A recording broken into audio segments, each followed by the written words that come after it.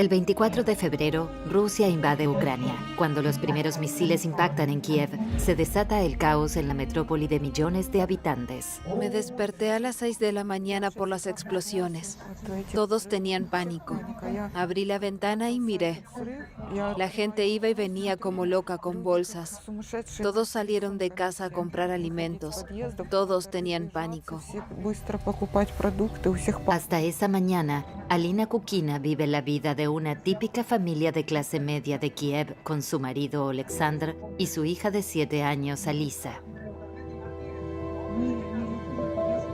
Nos iba bien. Teníamos pensado ir al mar en marzo. Después, en abril, queríamos celebrar mi 35º cumpleaños en París. Teníamos nuestro trabajo soñado, 2 talleres mecánicos. Yo tenía mi salón de belleza. La niña iba a la escuela. Todo iba bien.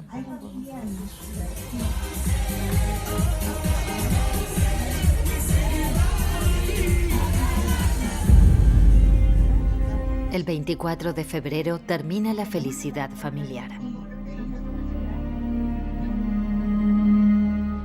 Decidí hablar para que la gente sepa lo que realmente ocurre en nuestro país. Me avengo a la entrevista para que todos puedan ver y saber que en nuestro país se mata a la gente a tiros. Hay violaciones.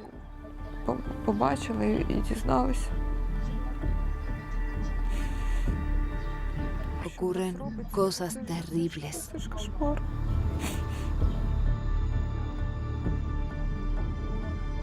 El primer día de la guerra, Alina y su familia huyen de Kiev. Salen de la ciudad en 2 coches. Oleksandr conduce el Lexus.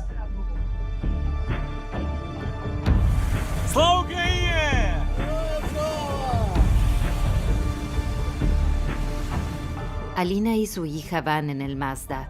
Su destino, la casa de fin de semana de unos amigos. La dacha está en la localidad de Dmitrivka, a 6 kilómetros al oeste de la periferia de Kiev. Por la autopista Zhitomir se llega en poco más de 10 minutos. En el campo, la familia espera estar a salvo de los ataques aéreos rusos. Pocos kilómetros más adelante, al lado de la autopista Zhitomir, se extiende una zona de dachas. La localidad se llama Mikhailivka-Rubezhivka. Con el estallido de la guerra, cada vez más kievitas huyen a esta zona. Vladimir Nikolaichuk vive aquí todo el año. El jubilado ha tenido una vida agitada. Las cicatrices en la frente son testimonio de ello. Radiotoxemia, Chernóbil. Tengo invalidez por Chernóbil. Fue liquidador. Entre 1986 y 1988, Vladimir Nikolaichuk tuvo que asegurar el reactor de la central nuclear que explotó.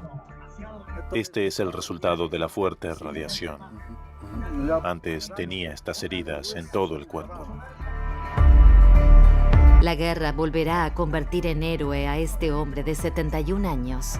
Ya el primer día del ataque ruso, su dacha se llena de gente. 29 personas se refugiaron allí, también la familia de su hijo. Arsen habla alemán. Tomamos la decisión porque este pueblo es muy seguro. Se puede vivir sin problemas. El primer día llevé a mi familia a casa de mi padre. Estaba totalmente seguro de que mi familia estaba a salvo. Arsen Nikolaichuk regresa a Kiev. Como teniente de reserva, quiere estar preparado para defender su ciudad. Maxim Yovenko y su esposa también huyen de los ataques aéreos rusos en la capital. Ksenia es rusa, nació en Crimea. Con su hijo de 6 años, la pareja huye a casa de unos amigos, también al pueblo de dachas de Mikhailivka-Rubezhivka. Maxim y Ksenia ya no pueden contar su destino. Soldados rusos asesinan a tiros a la pareja cuando huyen por la autopista Zhitomir. Los pueblos de dachas al oeste de Kiev se convierten en una trampa mortal.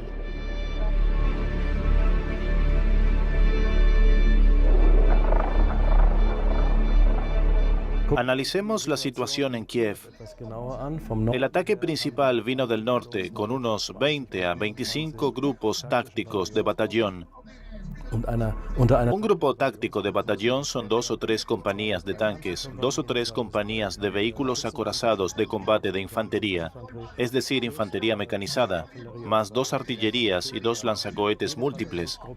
Cada grupo de batallones tiene entre 800 y 1000 soldados y con ellos intentaron entrar rápidamente en Kiev, pero no estaban preparados para una resistencia ucraniana tan tenaz. Para impedir el avance de los rusos hacia Kiev, los ucranianos volaron el puente sobre el río Irpin el segundo día de la guerra. Los pueblos de dachas que bordean la autopista Zhytomyr corren el riesgo de quedar aislados del mundo exterior. Una y otra vez sufren cortes de internet y teléfono. Un video filmado en secreto por residentes locales muestra tanques rusos patrullando el suburbio de dachas de Mikhailivka-Rubeshivka. Todos al suelo. Dios, ya vienen. En el pueblo vecino de Dmitrivka, Alina Kukina y su marido Alexander tienen cada vez más miedo de las tropas rusas. Al menor ruido corríamos al sótano. Había mucha gente y todos corrían. Teníamos miedo.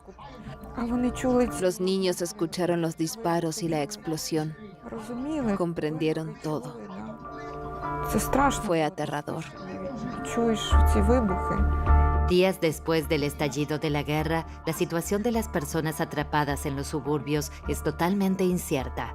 La poca información disponible no es fiable. Los que todavía tienen electricidad e internet se comunican por Telegram. ¿Se puede cruzar ahora la autopista Zhytomyr desde Stoyanka hasta Horenichi? Ese tramo es peligroso. Puedes mandarme un mensaje. ¿Alguien más va a tomar hoy ese camino? Por las carreteras no se puede, solo a pie y por el bosque. Vladimir Nikolaichuk empieza a pensar que el pueblo de dachas no es seguro. Comienza a buscar rutas de escape, pero la situación parece desesperada. Las fuerzas rusas hace días que avanzan hacia Bucha e Irpin. El puente a Kiev destruido, la autopista está reñida. Vladimir Nikolaichuk observa a las unidades rusas.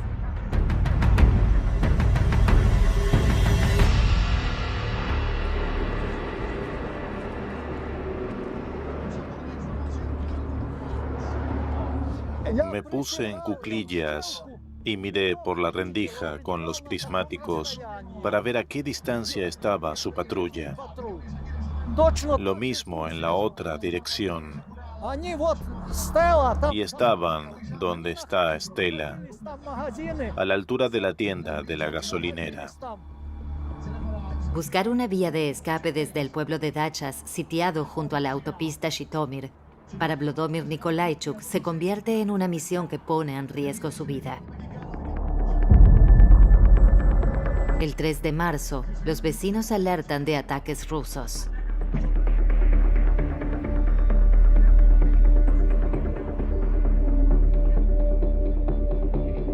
Hay información de que la autopista Zhytomyr hacia Kiev está bloqueada. No se sabe dónde. Un conocido acaba de llamar porque no pudo pasar. Dispararon. Hubo un combate en la intersección del estacionamiento de Horenichi y ahora sigue. Tengan cuidado. Hay un convoy muy grande de equipamiento enemigo. Creo que la batalla está cerca de la gasolinera. Se ven columnas de humo. Aguanten. Todos sobreviviremos. En la autopista de Zhytomyr hay fuertes combates entre unidades rusas y ucranianas. Se concentran en el suburbio kievita de Stoyanka, a escasa distancia del puente dinamitado sobre el Irpin. Una advertencia oficial a las 12:55. Atención, un convoy de vehículos enemigos compuesto por 14 unidades se mueve por la autopista Zhytomyr en dirección al pueblo de Stoyanka. Mantenga la calma y preste atención a su seguridad personal. Si la situación empeora, se dará una alarma adicional. Para Alina Kukina, su marido y su hija Alisa, las advertencias llegan demasiado tarde. No teníamos más fuerzas para quedarnos allí en esas condiciones. Queríamos volver a casa. En la mañana del 3 de marzo, los 3 miembros de la familia abandonan la dacha. Alina se va en el Mazda blanco. Su hija Alisa va con su padre Oleksandr en el Lexus. Yo conducía detrás de él. Mi marido me dijo, conduce bien pegada a mí. Yo iré primero y tú detrás. Y entonces vi cómo aceleraba. Mamá iba detrás con el Mazda y yo iba adelante en el coche con papá. Me aburría mirar todo el tiempo por la ventanilla. Así que jugué a mi juego favorito en el celular. Al principio no se les veía. Disparaban desde el bosque. Después salieron todos. Cuando comenzaron a disparar, ya no pudimos ir tan rápido. Normalmente papá se sentaba así. Pero después se sentó así. Le dispararon a su coche. Sufrió disparos en las piernas, en el pulmón, en el pecho. Cuando le dispararon en las piernas, frenó el auto. Se detuvo en la parada. Su hija también resulta herida con un proyectil en el hombro. Mientras tanto, Alina se apresura rumbo a Kiev. Pero no llega muy lejos. El puente sobre el Irpin está dinamitado. Alina tiene que dar la vuelta. Llega de nuevo al Lexus, donde su marido lucha por sobrevivir. En el asiento trasero, su hija herida. Cuando pasé, me dispararon de nuevo. No pude parar. ¿Entiende? A unos cientos de metros del Lexus de su marido, Alina Kukina se desvía de la autopista. Su Mazda choca contra las vallas de contención. Me despedí de mi vida. Paré. Abrí la puerta. Levanté las manos y pensé, ¿será nuestro ejército? No dispararán. Entonces vi el cañón. Alguien subido al tanque, probablemente el capitán. Me hizo una señal para que me acercara a él. ¿Qué iba a hacer? Me arrodillé, me apuntó con la metralleta y dijo, ¿habla o disparo? ¿Dónde está el ejército? Me apuntó con la metralleta y tuve que quedarme así durante unos 5 o 7 minutos. Y no sabía qué hacer. Apuntó y todo lo que oí fue la carga del arma. Pensé que iba a disparar de todos modos. Iba a disparar. Alina Kukina se levanta de un salto. Recibe varias balas.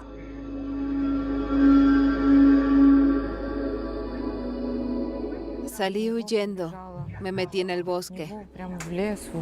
No podía correr bien. Me caí y después me arrastré. Vi una casa en construcción y entré. Vi todo negro. Me di cuenta de que estaba por perder el conocimiento. El coche de su marido se incendia. Su esposa, Alina, no está localizable. Perdió su celular. Malherido, Oleksandr Kukin marca el número de su madre.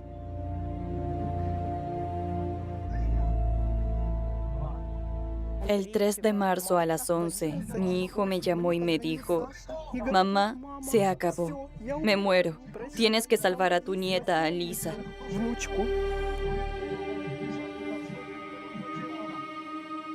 Le contesté, ¿pero qué dices? Si ayer todo estaba bien. Estaban en un suburbio de Kiev. Y ahora dice, me arden las piernas, no siento la espalda. Eso es todo. No volveremos a vernos. Fue una pesadilla. Fue terrible. No podía creerlo.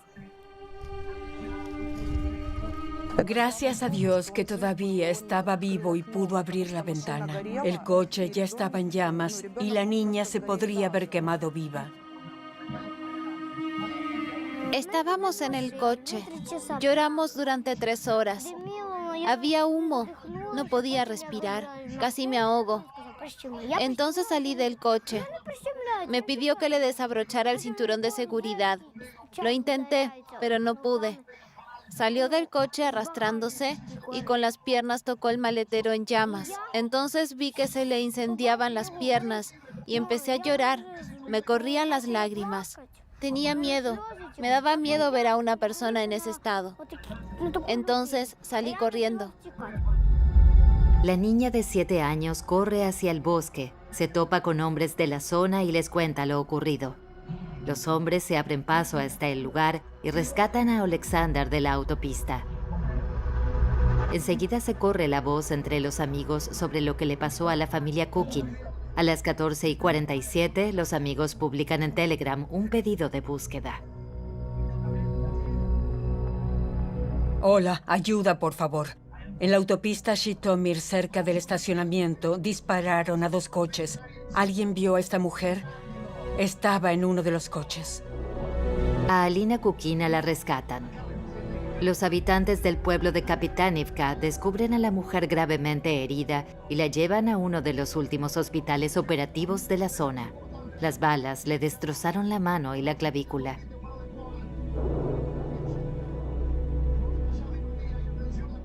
¿De dónde era el tanque? ¿De Rusia? De Rusia. En estado de shock, les cuenta a los médicos lo que pasó. Me arrodillé. Él empezó a disparar y empecé a huir. Corrí y corrí. Entonces me di cuenta de que me colgaba el brazo. Mientras tanto, los vecinos luchan por la vida de Alexander Kukin. Su madre llama repetidas veces. Los ayudantes le tienden el teléfono a su hijo.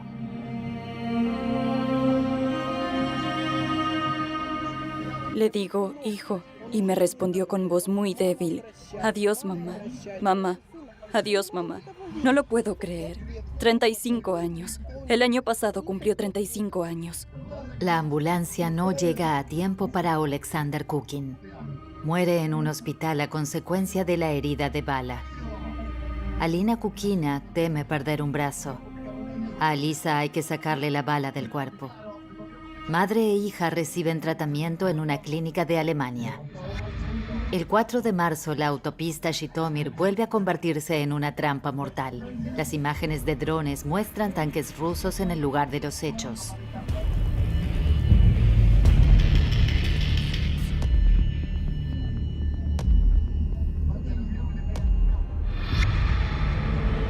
Mykolaiv, a 20 kilómetros de Kiev. También aquí la gente quiere huir. Ocurrió el 4 de marzo, un viernes. La guerra nos sorprendió en la dacha y quisimos volver a Kiev. Olena Lebedeva y su marido entran en la autopista cerca del pueblo de Búsova. La pareja de jubilados no espera encontrarse con soldados rusos. Las imágenes de drones muestran la posición exacta de los tanques rusos.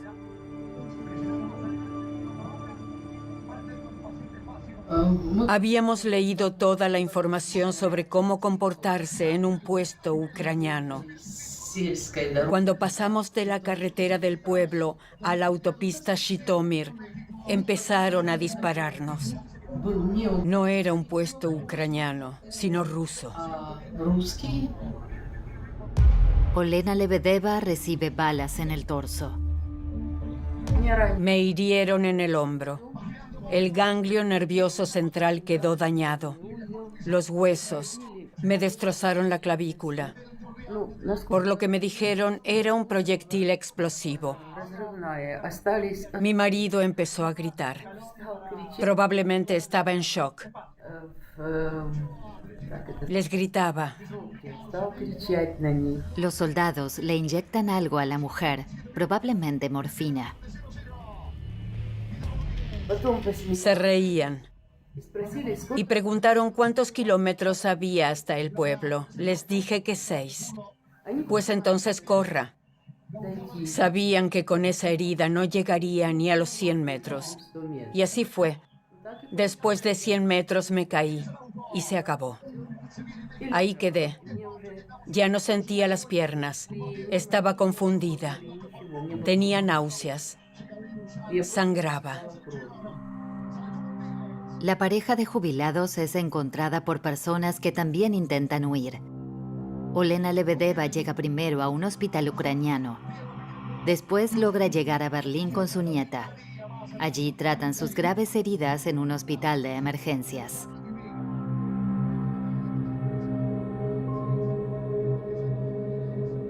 En las imágenes de drones se pueden ver varios coches destruidos. A la distancia no se puede decir con seguridad si uno de ellos es el Toyota de la familia Lebedeva. Entre el lugar del ataque a los coches y la pareja de jubilados y una gasolinera entre los pueblos de Miria y Mila, hay aproximadamente 9 kilómetros. Esta gasolinera se convierte en el escenario de un crimen de guerra, grabado por un dron de reconocimiento. Las imágenes son del 7 de marzo entre las 10:09 y las 10:33 de la mañana. Muestran las posiciones de los soldados rusos. Cerca, las tripulaciones de los tanques de combate. La V blanca de los carros de combate se ve claramente. Uno de los signos de las Fuerzas Armadas rusas. La carretera que pasa por la gasolinera está asegurada por 4 carros de combate. Los cañones apuntan a la carretera. Los supuestos responsables se ven en esta toma.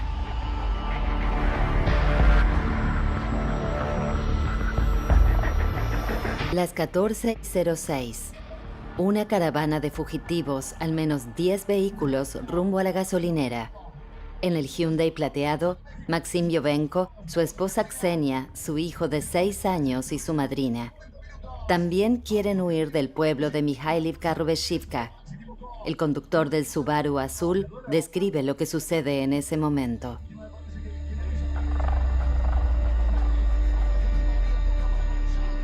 Empezaron a dispararnos. Intentamos dar la vuelta lo antes posible.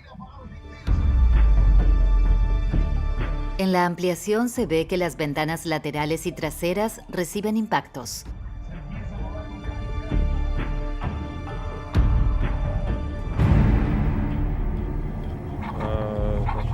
Aquí se rompió la ventana. Las balas impactaron por aquí. Orificios de bala en los apoyacabezas. La bala pasó por aquí. Aquí entró la bala. Este es el segundo orificio de bala y este es el tercero. Con mucho aumento, un tirador frente a los cimientos del cartel. Un segundo soldado no está claro si va a disparar.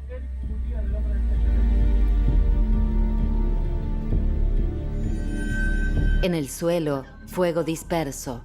En un papel blanco en los parabrisas trasero y delantero del Hyundai dice niños. El coche gira. Los neumáticos del coche revientan.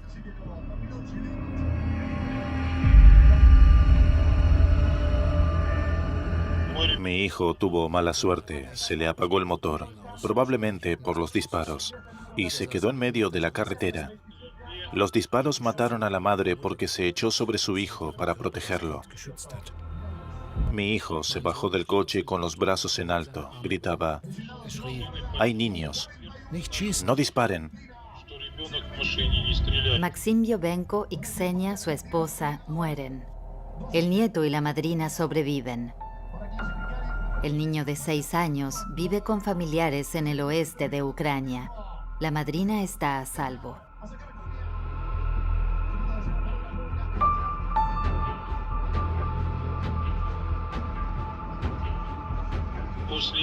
Llevaron a mi nieto y a la amiga de la familia a una zanja. Supongo que no sabrían qué hacer con ellos. Al final, los liberaron.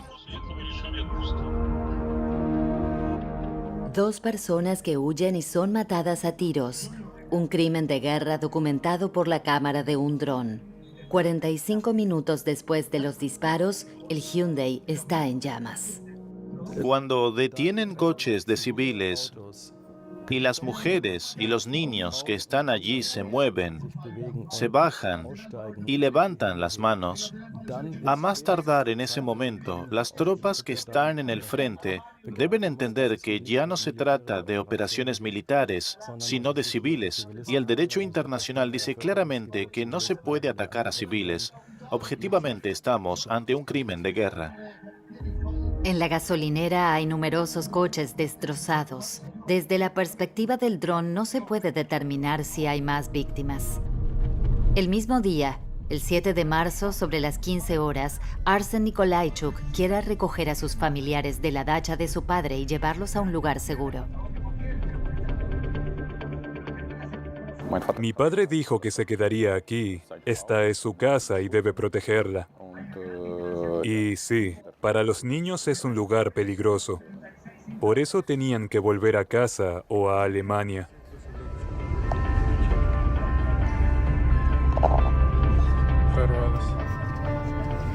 El padre de Arsen Nikolaichuk encabeza la caravana. El trayecto pasa por una presa. A continuación bordean el bosque hacia la autopista Zhytomyr. De camino a la autopista se topan con personas que en su huida recibieron disparos en la gasolinera y tuvieron que dar la vuelta. A los autos que volvían, les mostré el camino hacia nuestro puesto de control y después también a los que venían conmigo. El jubilado había buscado un camino para que las personas atrapadas cruzaran la autopista Zhytomyr. Los coches están donde estaba el puesto de control. Ahí atrás estaba nuestro puesto de control. Para ponerse a salvo, las personas atrapadas deben cruzar la carretera de varios carriles. El otro lado está controlado por los ucranianos. En cambio, el que entra en la autopista Zhytomyr se topa con tanques rusos. ¿Lo ve? En ese lugar di la señal. Fue la señal para que la caravana se moviera. Entonces fui allí y les mostré dónde doblar. Es el turno de la familia de Arsen Nikolaichuk. Justo antes de la entrada, la tensión aumenta. ¿Alguien sabe una plegaria? En la autopista Zhytomyr, Vladimir Nikolaichuk comprueba si hay tanques rusos a la vista. El jubilado da la señal. No hay peligro. ¡Abuelo, que te vaya bien! No es la última caravana de refugiados que Vladimir Nikolaichuk guía por la nueva ruta de escape desde el pueblo de Dacha. El hijo calcula que su padre ayudó a hasta 2.000 personas a cruzar la autopista de la muerte.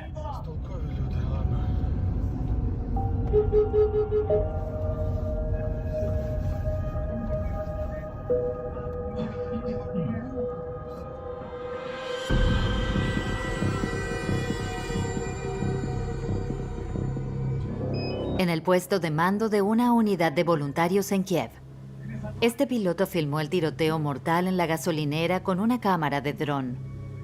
Durante semanas, observaron las posiciones rusas a lo largo de la autopista Zhytomyr.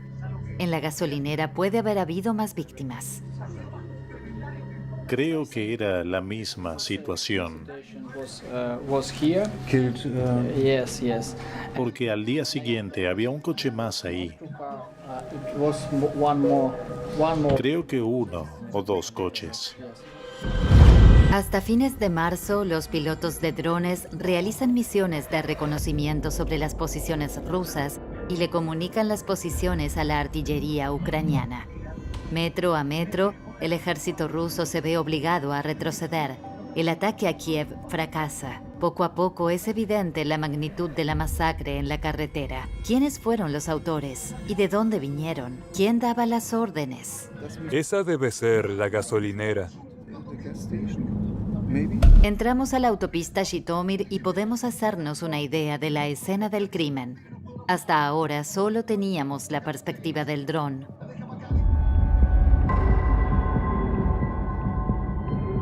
En esa dirección se ven muchos vehículos destruidos. Dicen que el viernes murieron aquí unas 20 personas. Las investigaciones revelarán cuántas fueron exactamente, pero esta es la expresión de un crimen de guerra. En la gasolinera están los restos del Hyundai plateado de Maxim Yovenko. Este es el coche de Maxim Sergeyevich Yovenko. Es el conductor del Hyundai plateado. Salió del coche, levantó las manos, gritó que había niños y le dispararon. Y el tanque ruso estaba ahí atrás, más o menos donde está el cartel. En marzo de 2022, el canal de televisión alemán ZDF informó en exclusiva sobre las tomas de los drones y el asesinato de Maxim Yovenko. Desde entonces, el caso está en manos de la Fiscalía ucraniana. Identificamos los cuerpos de Maxim y Ksenia. Maxim Yovenko tenía 31 años de edad.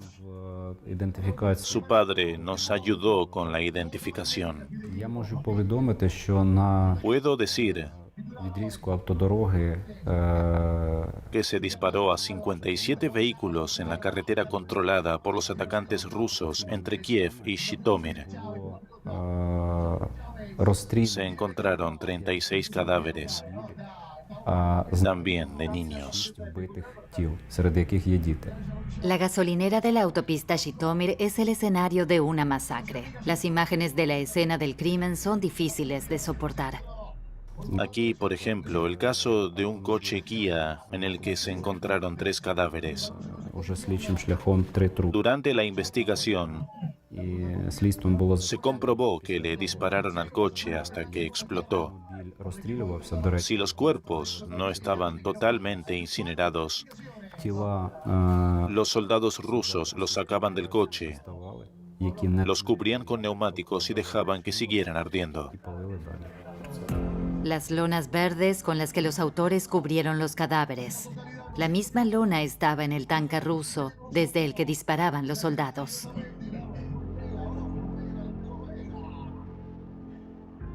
A continuación, quiero mostrarles esta foto del Kia que también tirotearon e incendiaron.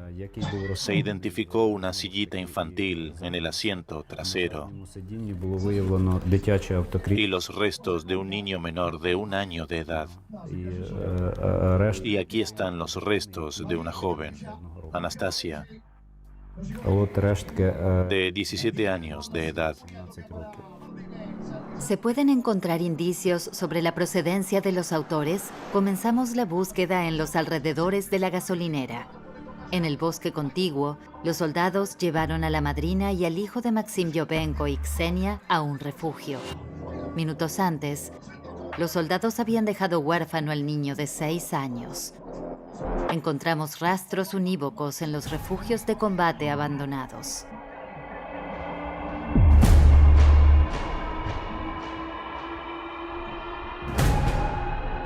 Aquí también hay chaquetas del ejército ruso. Son del ejército ruso. Mantas rusas, un saco de dormir ruso. En la autopista Zhytomyr, el lugar donde estaba el tanque. Aquí estaba el tanque ruso, entre otras cosas. Veamos si encontramos algo. Quizás hay rastros.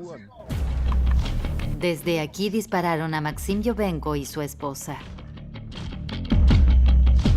Hay casquillos de artillería pesada por todas partes. A veces se encuentra algo más. Este es el encabezado de una lista de equipamientos. Aquí dice qué equipamiento fue entregado a los soldados y estos lo validaron con su firma. Por ejemplo, aquí dice el tamaño de los cartuchos, cuántos milímetros. En el encabezado del formulario, el código numérico de la unidad, 46108. La unidad es de Buriatia, a más de 6.000 kilómetros de Ucrania. La República Rusa está entre el lago Baikal y Mongolia. La unidad forma parte de la 5ª Brigada Blindada de Ulan-Ude, la capital de Buriatia. Los nombres que figuran en los documentos se pueden verificar. En el bosque que está detrás de la gasolinera encontramos este tanque destruido. En el suelo alrededor hay comprobantes de la entrega de armas. Uno de los nombres, Teniente B. Budayev. En internet descubrimos la noticia de su muerte. El Teniente Belitko Budayev de la unidad 46108 de Ulan-Ude cayó en Ucrania el 6 de marzo. Efectivamente, las imágenes de nuestro dron muestran que las posiciones junto al bosque fueron blanco de un intenso bombardeo de artillería los días 6 y 7 de marzo. Nos desplazamos a la siguiente escena. Está a 10 kilómetros de la gasolinera. En este lugar de la autopista Zhitomir, los soldados rusos dispararon contra el coche del matrimonio de jubilados Lebedeva. La nieta confirma que es el Toyota de los abuelos. ¿Este es el coche de su abuelo? Sí, sí. Cada vez se recuperan más cadáveres. En busca de indicios sobre los autores, queremos ir a los refugios abandonados. ¿De dónde salieron los soldados que le dispararon al matrimonio de jubilados Lebedeva e hirieron gravemente a Olena Lebedeva? Nos acompaña un miembro de la defensa territorial que conoce la zona. Parece que los soldados se acabaran de retirar. Vemos muchas posiciones abandonadas del ejército ruso.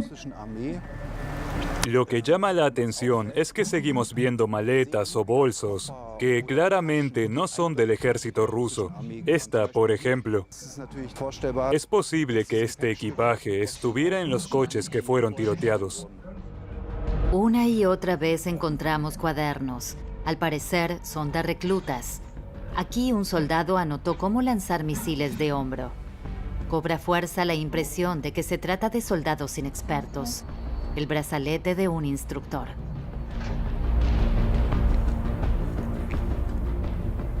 Un video de reclutamiento para contratar a soldados para brigadas blindadas. Los instructores llevan exactamente el mismo brazalete blanco que encontramos. En el interior del brazalete están los nombres de los reclutas y la fecha de reclutamiento, 24 de junio de 2021, justo 8 meses antes de que Rusia invadiera Ucrania. Al parecer, a lo largo de la carretera donde se disparó a tantos civiles, se desplegaron jóvenes que se estaban formando en el ejército, es decir, reclutas. En otro documento que encontramos aparece el nombre del responsable de estos soldados. Es una carta introductoria para un vehículo de combate de infantería BMP-30. En el encabezado del documento aparece el código de la unidad. Otra vez, 46.108, la unidad de Buriatia. El documento está firmado por A. Kondrov. El nombre completo del comandante es Andrei Viktorovich Kondrov, una de las raras fotos en una revista militar rusa. Los soldados rusos contratados en la lejana Buriatia luchan en primera línea en Ucrania.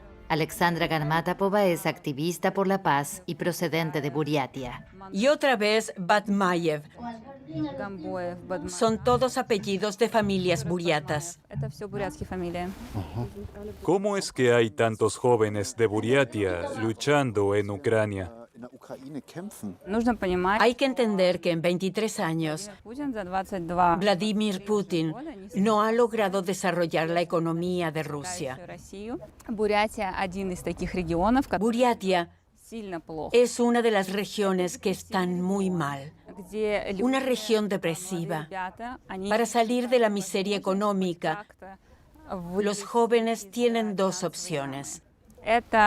Aceptar un trabajo por turnos en el norte de Rusia o convertirse en soldados profesionales. Entre tanto, la Fiscalía ucraniana también ha podido identificar a un sospechoso en el caso de la familia Kukin. El soldado era de una unidad con mala fama.